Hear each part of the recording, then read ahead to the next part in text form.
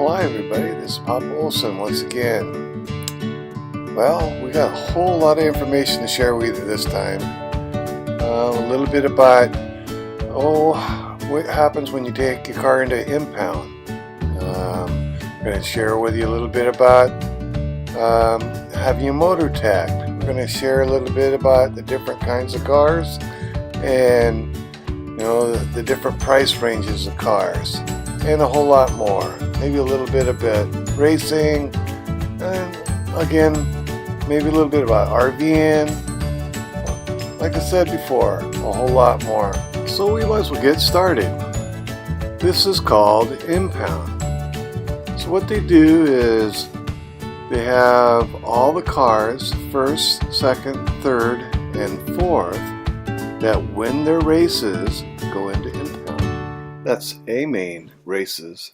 At the end of the day, when all the races are over with, they reach into a jar, they'll pull out a poker chip, and it might say Honda 120 class, and it might say senior animal, and those are the two classes of cars that are going to get teched. So that means you're going to be teching at least 8 cars. So in these videos or pictures you're seeing right now, is they pulled out the motors and they're actually tearing the motors down and making sure that people didn't make the pistons bigger or change the motor in any way to make it win. Pictures you're seeing now are the different kinds of cars, and you can see some of them are really fancy, some of them are not. Anyway, I think what I'd like to share with you is there's Pfizers, Stanleys, there's Nervos, Trons, GTs, Rice Cars, Profabs, Bull Riders, and Avcos. We happen to drive Pfizers. What's this? Oh, Holly being a stylist. This is a new style. I've never seen it quite before, but this is what her version of leggings, I guess.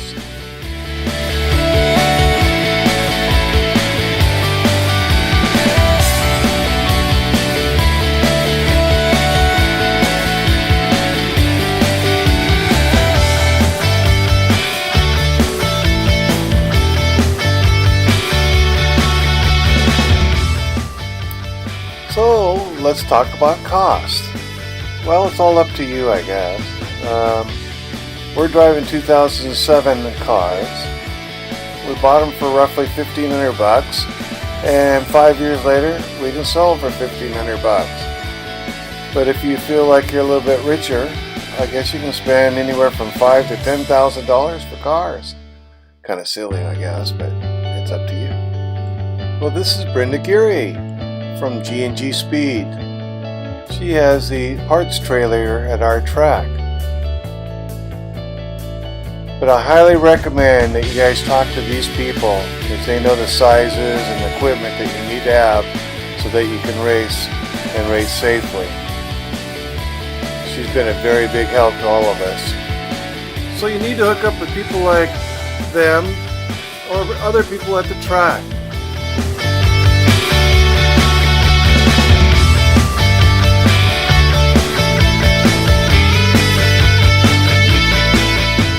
So see these little red things alongside the trailer? They're called the old, 360s. After the day of racing's over with, the kids go out on the track and they get to run their bicycles, their 360s and whatever all over the track. Lots of fun. Oh, there's Morgan again, racing her car, getting ready for when she's the big racer. Such a cutie. Uh-oh, stop the press. It's Jonathan's birthday. He's been waiting for this for a long time.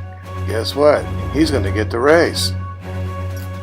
Of course, I guess he can take a little bit of time and have a little birthday cake before he goes out there and races. What do you think? So, in these next few pictures, you're going to see a bunch of motorhomes. And don't get intimidated by any of this. We started out in David's race trailer. Had a mattress in there and I slept in there. A lot of people bring tents out there. You know, you can have a handful of tools and a pickup truck. I mean, you don't need a lot. But over time, we ended up picking up a motorhome and a bigger trailer, because we're pushing a lot of cars. It's all up to you and how much you want to do it and how much you enjoy the sport.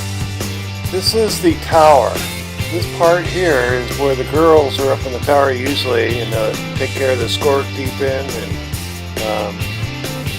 making sure the kids line their cars up and so on and so forth. Jonathan's first race.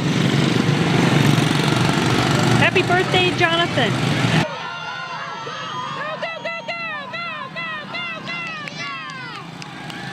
I don't know if you noticed it or not, but in the background you saw somebody waving their hand.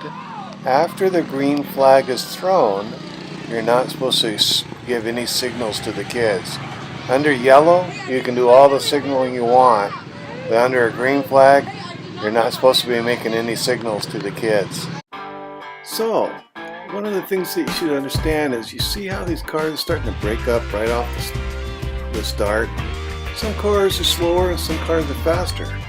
If you sit on a slower car's bumper, you're going to go as slow as they are, and pretty soon you're not going to be able to pass anybody because you're going as fast as that car is. And so if you notice the faster cars, they don't sit on anybody's bumper and they just keep on moving by. They'll pass as fast as they can and pass at will. So pay attention to this purple car coming up. She's going to pass on the outside, or try to, and because she's on the outside, it's going to take her a long time to get past Jonathan.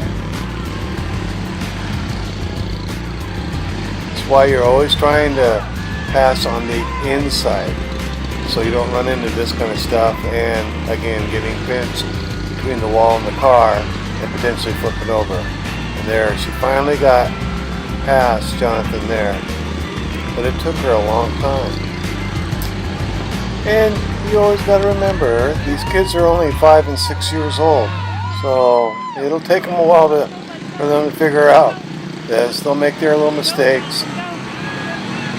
Come on, you can do it, buddy. I think he's doing a pretty good job for his very first race. As time goes, Jonathan gets really good. He gets to the point where all he wants to do is beat his sister. His sister's a year older than him, and he's going to work on it and work on it and work on it until he beats his sister. That's going to be some exciting races. I can't wait to see that.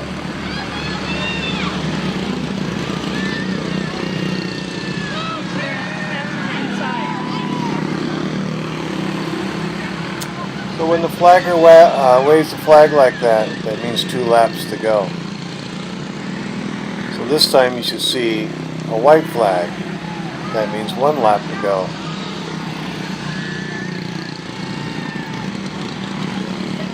And here comes a checkered flag. Well, here's the start of another race. This one's for Kylie. I'll tell you, this one here is going to be a real exciting race. This will show you the very important part about having a good line. Now, having that good line will make the difference between first or second in a race.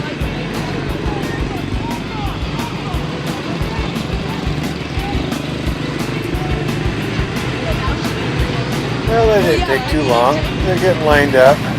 Roughly 1 more lap to go and you'll see them take off. Play close attention. Kylie's in the number 20 car on the right hand side, on the outside. Car number 2, if you go by numbers, her car number is actually car 20. There she is right there. Got that beautiful jump right at the very beginning, just like she normally does. See that car sneaking up on her from behind? Keep an eye on that car. Kind of feeling like maybe we're off gear. You know, a couple hundred RPMs makes a difference on speed. That car sure came up pretty fast. But we'll see. Oh, I guess it determines on how tight her line is and how fast that car is running. And that car just passed Kylie.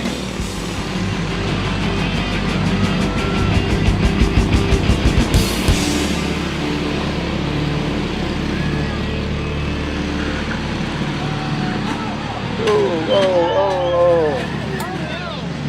So, this is our first little rollover, I guess you can say. Everybody's okay, nobody panic. But after that, they get really excited because they get a rollover trophy. We've been told that this track's been here for roughly 40 years. And in 40 years, there's only been an ambulance to the track 3 times.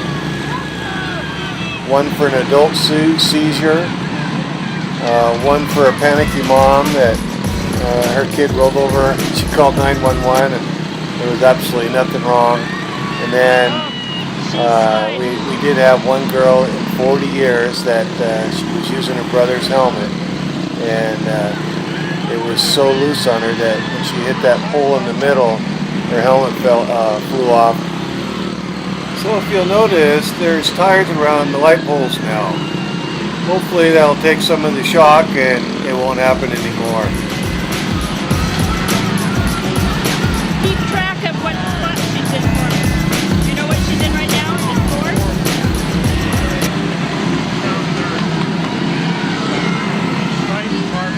Huh? Fighting the car maker. Oh, crap. Go, Kylie, go. Go, girl, go. Go, go, go. You're my girl. Come on, girl. You can do it. You can Now do she's it. up in second.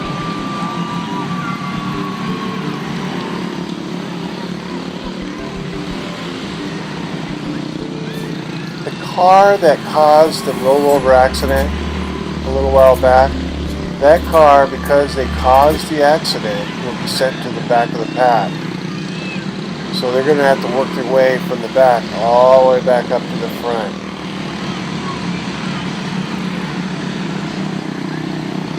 Kylie's in second, right behind that orange car.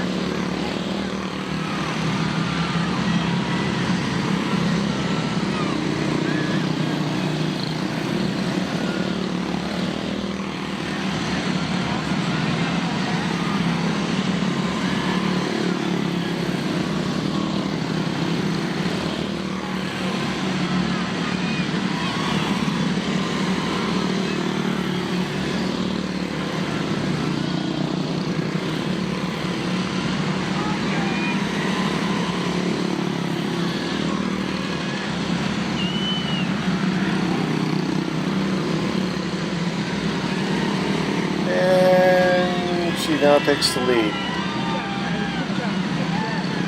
That's my girl. That's our girl. Good job.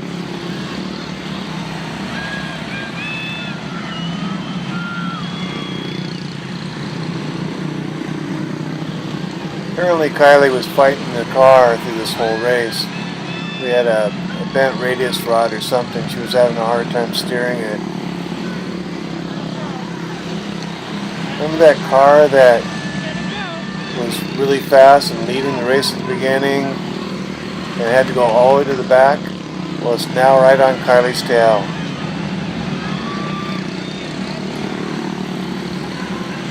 Two laps to go.